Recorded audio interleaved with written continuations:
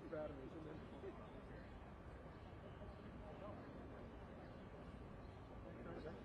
I think I can see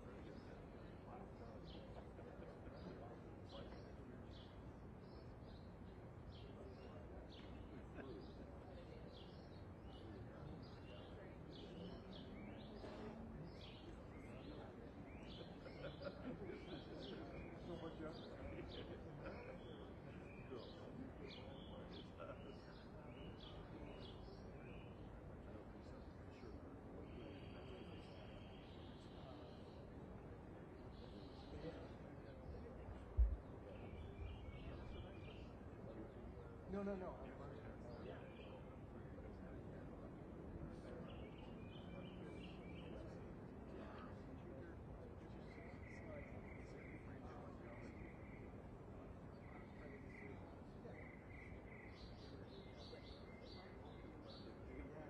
He's got a big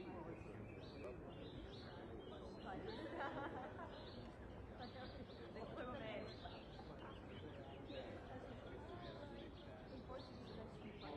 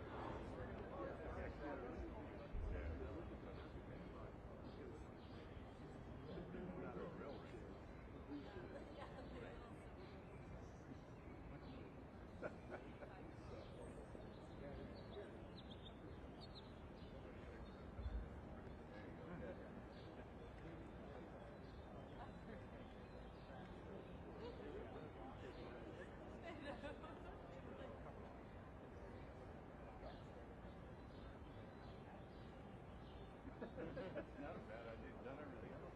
Baseball game. Good idea. Yeah.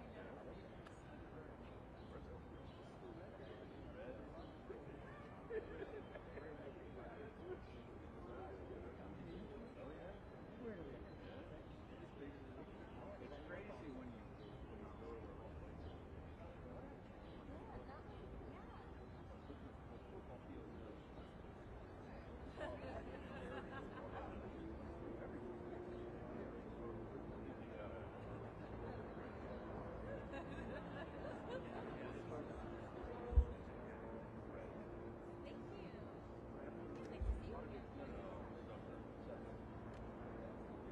go to a football field.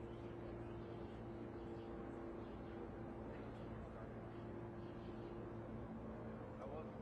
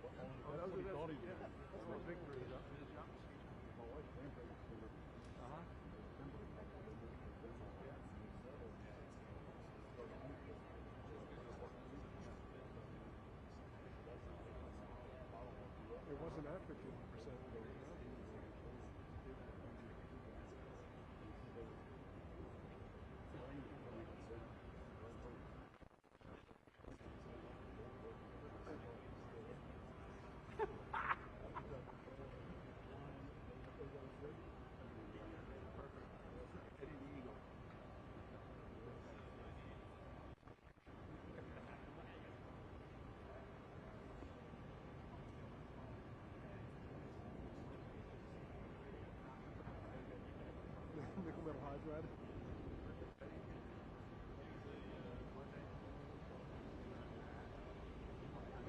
Patron. 75.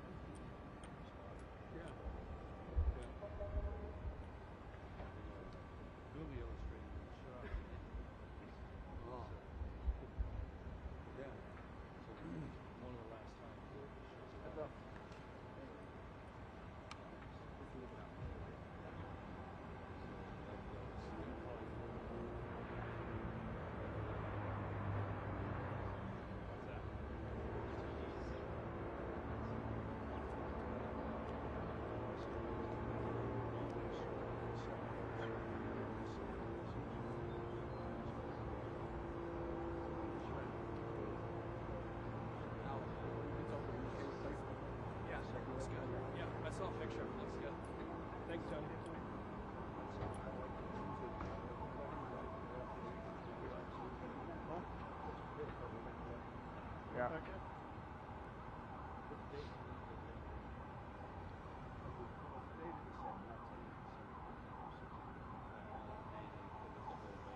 Yeah, it went fast. No, it went after Christmas until they actually broke through.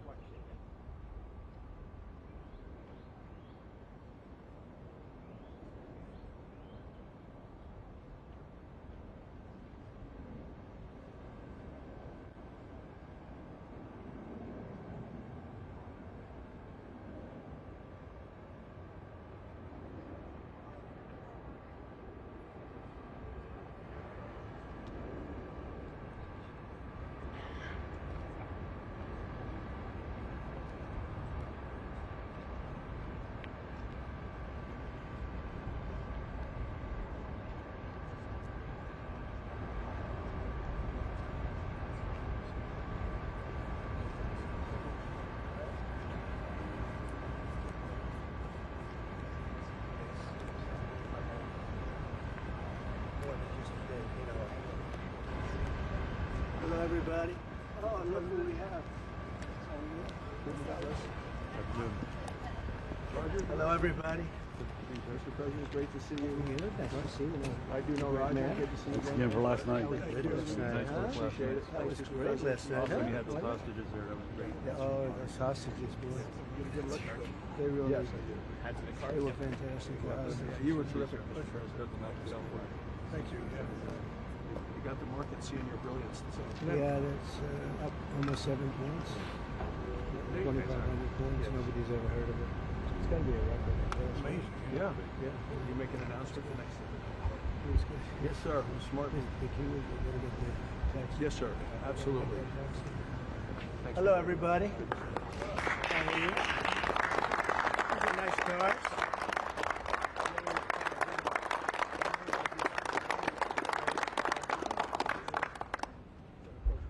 Is this the car? Yep. This is the car. Yeah. Ryan from last year. Yeah. 23. So pretty amazing job he's done. Pretty amazing. And this is the team behind him here. Fantastic. How are you? Nice to see you. Great. Mr. President, thanks for having us. Thanks for having us. Congratulations. Thank you. We had to do it. Somebody had to do it, right? Well, thank you very much, everybody. We have a very special day for a lot of reasons, actually, if you really think about it. But this is a day because Roger Penske is a great friend of mine. I've known him a long time. He received a few years ago the Presidential Medal of Freedom, the highest award in the country outside of the Congressional Medal of Honor. It's sort of the civilian version of the Congressional Medal of Honor. And I watched him win his 18th Indianapolis 500. And now I just said, did you win 19? He said, well, actually, we won 20. He won 2 more since then.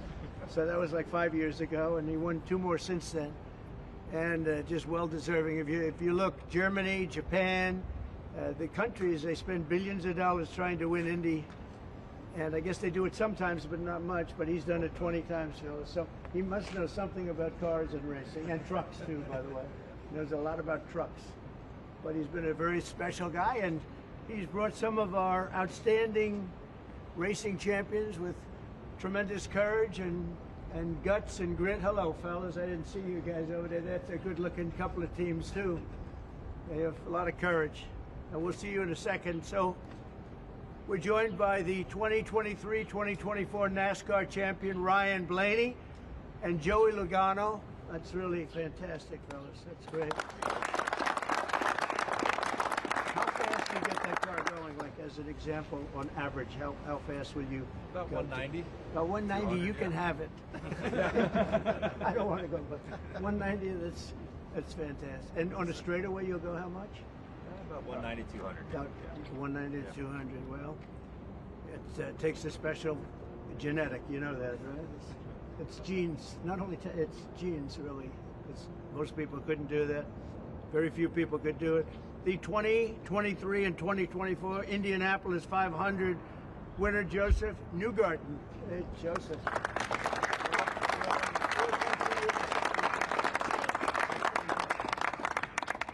And the 2025 champions of the 24 Hours of Daytona, Felipe Nasser, Nick Tandy, and Lawrence Ventura.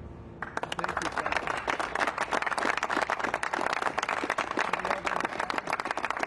So, this is just a celebration of racing, and it's a celebration of Roger and his great success and his life, and these incredible champions who really do what very few people could do. Mentally, psychologically, it's a big factor here, like it is in all sports, really, but you need a great physical ability. People that do this, they don't realize what great athletes they are. It's just not the car. I had a friend, he's a very successful guy, but he was a driver, and started off, he wanted to be a race car driver. He wanted to be like you. He wanted to be just like Joey Logano. and he had it for business, but he didn't have it he said, I just couldn't compete with the good drivers. He couldn't do it no matter what he did. And he got lucky. He went into business and made a lot of money. He was very successful. But he said, I couldn't press the accelerator down all the way, and the best drivers could. So there was just a difference. It was really, I never forgot that story. But these are great champions, and it's a great sport. And what you've done in Indianapolis also with the track and everything has been incredible. I mean, it's really incredible. People tell me it's been amazing. I'll have to get there. I'm going to have to get there maybe this year with you. But well, thank you very much. Thank you. We did Daytona. We went around the track in the Beast, what's called the Beast, with the thick windows and the whole thing, and you're not supposed to hear anything, but I heard the fans, they were going crazy outside, so it was a great honor. So I just wanted to welcome them to the White House, a special place, very, very special place. And we love champions, and these are the greatest champions in the world. These are the greatest champions in racing, and it's an honor to have you all, and thank you very much. All of you, thank you very much. I wouldn't ride in that thing if you paid me. How fast will that go? 240 plus. 240. Yeah. That's unbelievable. Weapon. Two-time winner of the Indianapolis 500, consecutively, right? Yes, sir. So what the hell are you doing? What do you eat? A lot of milk. Drinking a lot of milk, hopefully. Okay, I'm going to take some. And that one is pure speed and endurance, right? Correct, sir. Speed and endurance. Is that car a very different car than, let's say, this one? Very different? Very different. Very different. Yeah. Made for... You gotta last so many hours, Right. and we all share the car, so three A drivers. totally different engine. Different engine. Everything's different. Everything. And you'll go, is it 24 hours? Yeah. That's a long time. And that car just, there's no let up, it's just constant, right? That's fantastic. Congratulations. That's endurance. Endurance is a big factor in life and success, I can tell you, so you guys have it. Well, thank you very much. Would you like to ask Roger or any of these champions any questions while we're here? Yeah. You started the morning saying be cool, and then just Be a few cool. hours later, there was a pause put in on the tariffs. Can you walk us through what you were thinking about why you decided to put a 90-day pause? Well, I thought that people were jumping a little bit out of line. They were getting yippy, you know? They were getting a little bit yippy, a little bit afraid, unlike these champions, because we have a big job to do. No other president would have done what I did. No other president. I know the presidents, they wouldn't have done it. And it had to be done. What was happening to us on trade, not only with, you know, if you look at it, not only with China, but China was by far the biggest abuser in history, and others also, but somebody had to do it. They had to stop because it was not sustainable. Last year, China made $1 trillion off trade with the United States. That's not right. And now I've reversed it.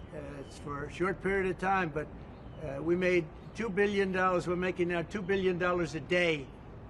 And somebody had to do it. Roger actually said it. Charles Schwab was here a little while ago, one of the great financial people, and he said he's been waiting for 40 years for somebody to do what I did over the last month. And if you didn't do it, you wouldn't have a country. It wouldn't be sustainable. So I'm honored to have done it. And, you know, look, nothing's over yet, but we have a tremendous amount of spirit from other countries, including China. China wants to make a deal. They just don't know how quite to go about it. You know, it's one of those things they don't know how quite. They're proud people. And President Xi's a proud man. I know him very well. And they don't know quite how to go about it, but they'll figure it out. They're in the process of figuring it out, but they want to make a deal. And we have many other countries, as you know, many more than 75, and they all want to come. And they want to come here, or they'll go to Commerce, or they'll go to Treasury. We have our great senators here and congressmen. They'll call John. They'll do somebody. They'll go through somebody, but they're all calling. How do we do this? They all want to make a deal. Somebody had to do what we did, and I did a 90-day pause for the people that didn't retaliate, because I told them if you retaliate, we're going to double it. And that's what I did with China, because they did retaliate. So we'll see how it all works out. I think it's going to work out amazing. I think that our country is going to be at the end of a year or shorter, but I think we're going to have something that nobody would have dreamt possible. A man like Roger Penske, I don't want to get him in trouble with China, so I won't, but he would know that you have to, someday you have to cut the bow and you have to do what you have to do, right, Roger? And that's what I did, and I'm very happy to have done it. Mr. President, was there anyone the Prime Minister of Greece just told Breitbart's Matt Boyle that he thinks absolutely the European Union and the United States could work out a trade deal that's win-win and, quote, mutually beneficial to both sides. What do you think about the Prime Minister's comments, and do you think a deal could be struck with the European Union? First of all, I know him. He's a good man, and I appreciate his comments. Yeah, a deal can be made with every one of them. A deal's going to be made with China. A deal's going to be made with every one of them. And there'll be fair deals. I just want fair. They will be fair deals for everybody. But they weren't fair to the United States. They were sucking us dry, and you can't do that. You know, we have $36 trillion of debt for a reason. We don't have it there for fun. They have it for a reason. And people took advantage of our country, and they ripped us off for decades. I've been thinking about this for decades. If you ever saw me on television, I was young like these guys. And it was a good old days, I'll tell you, Roger. But I was like these guys, young, and I was talking about it. Nothing changed, and nothing was done about it. Then I did it. In my first term, I did it, and did it well. We took in hundreds of billions of dollars from China and others, and I started the process, but then we had to fix up from the COVID mess caused by China.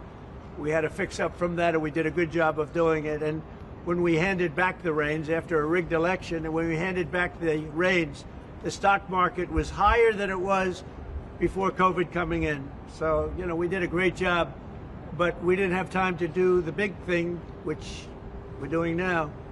And it's, you know, it's like a patient is sick, you have to do surgery. Patient is very, very sick. And Joe Biden handed us over a country that was in very serious trouble, economically and in every other way. They let China run away with things. They let other countries run away with things. And maybe worst of all, in a certain way, is what they did at the border. We had people pouring into our country by the millions.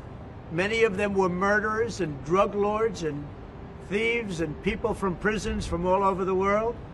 And there were people from mental institutions, insane asylums.